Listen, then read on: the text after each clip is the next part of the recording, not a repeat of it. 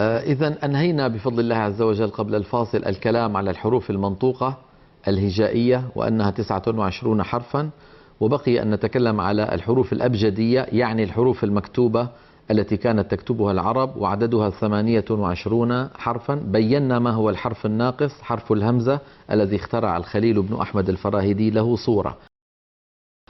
الحروف الأبجدية يعني المكتوبة لها ترتيب خاص قديم مجهول المنشأ، يعني مغرق في القدم، فيرتبونها كالتالي: يقولون أبجد، هوز، حطي، كلم، سعفص، قرشت، ثخذ، ضضغ. هذا ترتيبها عند الشعوب العربية في بلاد المشرق. إخواننا في بلاد المغرب منذ القديم، يعني منذ بعد الفتح الإسلامي للبلاد المغرب، كانوا يرتبونها هكذا: أبجد، هوز، حطي، كلم، صعفض. صعفض يبدأون بالصاد ثم ضاد. صعفض. قرست بالسين بدل الشين. ثخذ هذه بقيت كما هي. ضغشوا، ضغش، ولا يقولون ضضغوا بل يقولون ضغش. نفس الحروف لكن بتقديم وتأخير. هذه الحروف المكتوبة كما ذكرت لكم مغرقة في القدم، نراها على اللوحة التي أمامنا. الحروف الأبجدية يعني المكتوبة ترتيبها عند المشارقة: أبجد، هوز، حطي، كلم، سعفص، قرشت، ثخذ، ضضغ. وعند المغاربة أبجد، هوز، حطي، كلم. لوناها باللون نفسه عند المشارقة لنبين بأنها لم تتغير، بينما صعفض، قرست تغيرت فلوناها باللون الأسود.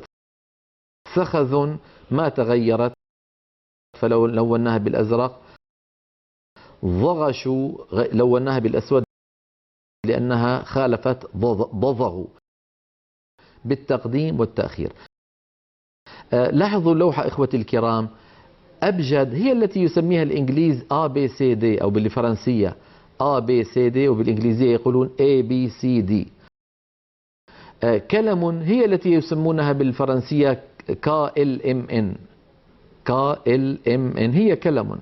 يعني هذه الحروف محيرة، أظنها قديمة مغرقة، الله أعلم منذ متى، يعني منذ فجر الإنسانية قبل أن تتشعب الشعوب إلى شعوب كثيرة، فهي مغرقة في القدم لأن ترتيب ABCD أو أبجد، كلم، KLMN هذا قديم جدا كما نرى.